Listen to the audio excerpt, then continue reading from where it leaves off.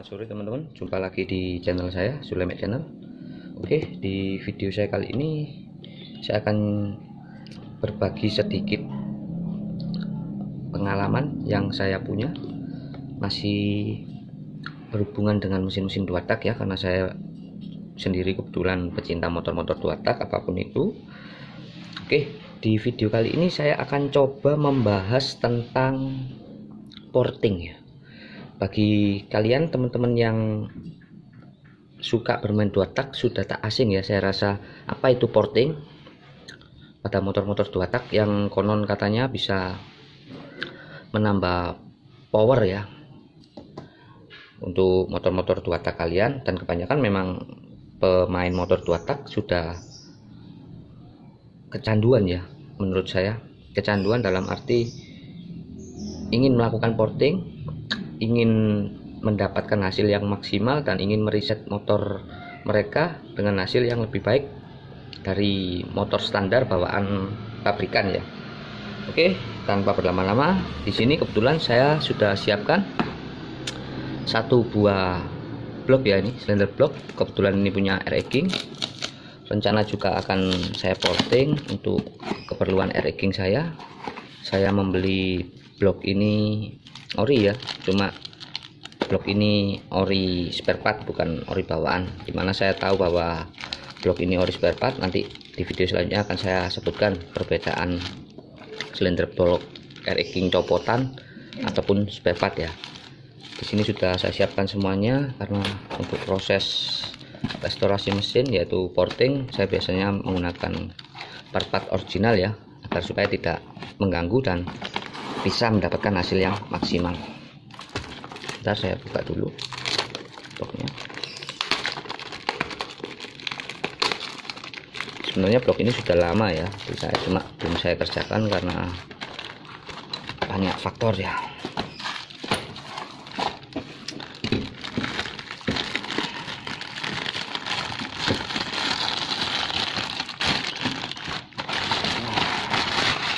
Oke, ini adalah silinder blok original kepunyaan R-Egging. Cuma silinder blok ini original spare part ya, bukan original bawaan motor, yang pastinya kualitasnya juga berbeda dengan original bawaan motor. Oke, kembali ke topik pembahasan. Apa itu porting? Bagaimana ciri-ciri porting dan bagaimana hasil porting? Di sini akan saya jelaskan sebelumnya untuk kalian ya, agar kalian semakin paham. Sebelum kita melakukan porting, alangkah baiknya kita mengetahui bagian-bagian pada silinder blok yang nantinya akan kita porting. Karena kebanyakan orang hanya melihat, oh blok ini sudah diporting, ini pasti jengat-jengat. Oh, itu tidak jaminan ya, tergantung tangan si mekaniknya ya, bagaimana hasil portingannya, bagus atau tidaknya. Oke, di sini mungkin di video ini saya akan jelaskan porting, apa itu porting, dan sebelum kita melakukan porting kita wajib mengetahui apa bagian-bagian yang ada di silinder blok itu, sehingga bisa mendapatkan hasil maksimal dalam melakukan sebuah portingan ya. Oke, ini adalah silinder blok R-Egging, akan saya jelaskan. Di dalam itu kalian bisa lihat banyak lubang-lubang ya. Ini lubang, ini lubang, lubang, dan banyak lubang.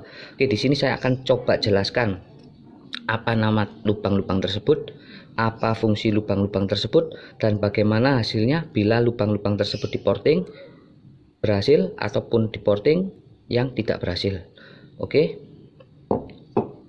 Oke, yang pertama saya jelaskan di sini sebelumnya adalah hanya lubang-lubangnya saja dan nama-nama lubang itu apa, fungsinya juga apa. Oke. Yang pertama saya bahas adalah lubang yang ada di luar dari bagian liner. Jadi kalian perlu tahu, ini adalah silinder blok dan ini adalah liner. Oke. Ini adalah liner. Oke. Bagian terluar lubang ada di sini. Yang pertama saya bahas adalah ini. Lubang nempelnya manifold. Lubang nempelnya membran, manifold, dan juga karburator, itu namanya inlet port atau lubang masuknya bahan bakar ke crankcase. Oke, ini adalah inlet port. Di belakang inline port pasti ada namanya export atau exhaust port ya. Exhaust port adalah lubang buang atau bisa dibilang lubang knalpot bahasa kerennya. Oke, di luar bagian blok ini hanya ada dua lubang, yaitu import dan juga export ya. Kita kembali ke dalam bagian dalam liner. Ini adalah liner.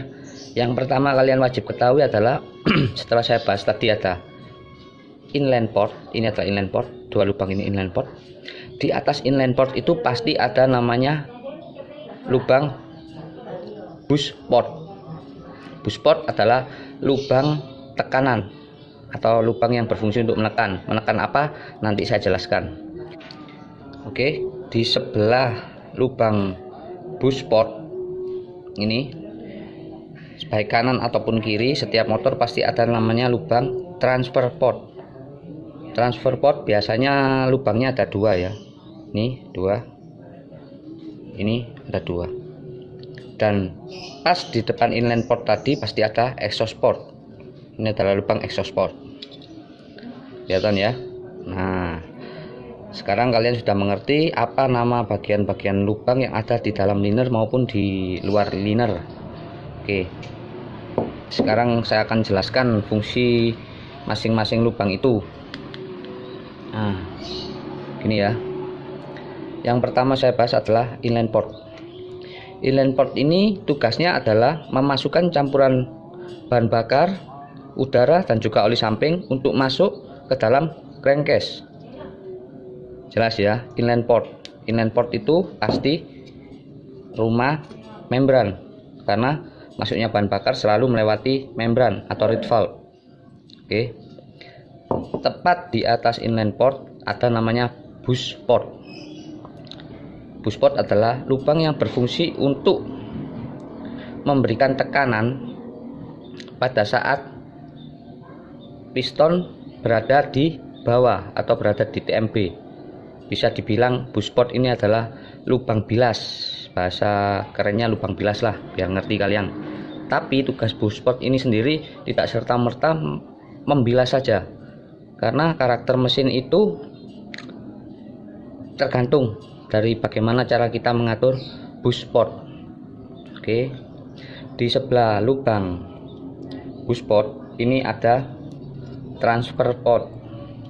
Ini adalah lubang transfer port.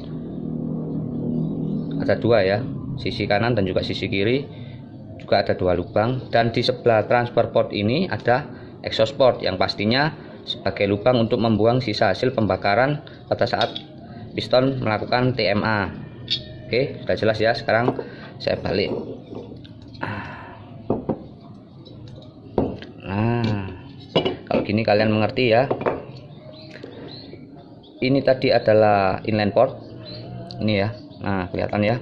Inline portnya ada dua pada air racking. Semua motor 2 tak tidak serta-merta inline portnya ada dua ya, tidak mesti. Ini adalah lubang transfer. Kelihatan nggak? Nah, ini adalah lubang transfer ya, yang nantinya tembus ke sini. Tuh, kelihatan.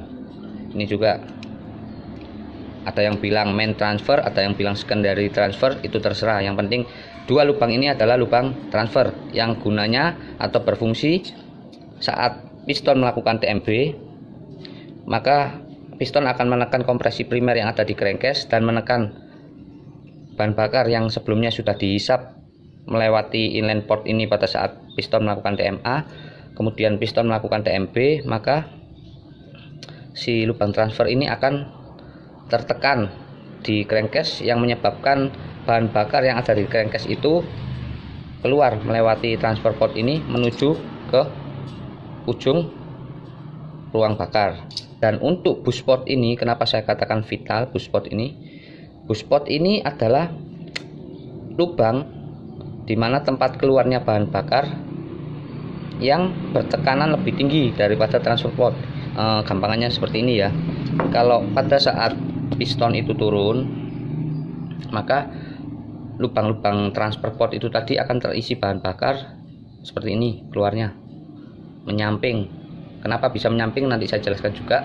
Dan untuk boost port pada saat piston itu TMB, maka bahan bakar yang melewati buspot akan kencang ke atas menuju ke squeeze cylinder head untuk membilas bagian atas, yang kemudian untuk mengusir sisa gas pembakaran hasil ledakan tadi untuk keluar melalui exhaust port. Oke, saya jelaskan. Saya ambil dari bawah ya ini. Nah, bisa kalian lihat. Gelap sekali. Seperti ini. Nah, ini kan arahnya nggak begitu ke atas. Bisa dilihat sudutnya ya. Sudut dari sedotan ini. Sedangkan ini adalah lubang transfer ya. Sedangkan untuk busportnya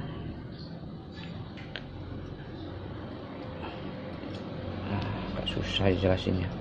Untuk busportnya arahnya ke atas, kelihatan ini. Nah, kelihatan ya sudutnya. Kalau busport ini ke atas, kelihatan. Kalau transfer port hanya ke samping. Ini ke samping, ini ke samping. Ntar saya pindah. Jadi seperti itu penjelasan saya kali ini tentang bagian-bagian silinder block, agar kalian mengetahui sebelum kalian memorting, kalian harus tahu dulu apa fungsi dari bagian lubang-lubang yang ada di liner ini, agar kalian bisa mendapatkan hasil yang maksimal pada saat kalian melakukan porting. Jelas ya di sini. Untuk video selanjutnya, fungsi tiap lubang dan kesalahan-kesalahan yang terjadi akibat porting yang kebablasan seperti apa akan saya jelaskan di video selanjutnya. Mungkin di video saya kali ini cukup membahas masalah lubang-lubang saja ya, agar kalian mengerti, dan untuk ukuran tingginya juga akan saya berikan di video saya selanjutnya, karena sepintas kelihatan lubang ini semua sama, tapi sebenarnya tinggi tiap lubang ini berbeda. Oke, segitu dulu video saya kali ini, semoga bermanfaat, dan jangan lupa terus dukung channel saya agar saya semakin semangat meliput tentang motor-motor 2 tak ya pada umumnya. Oke, terima kasih, jangan lupa like, komen, share, dan juga subscribe ya. Oke, terima kasih teman-teman.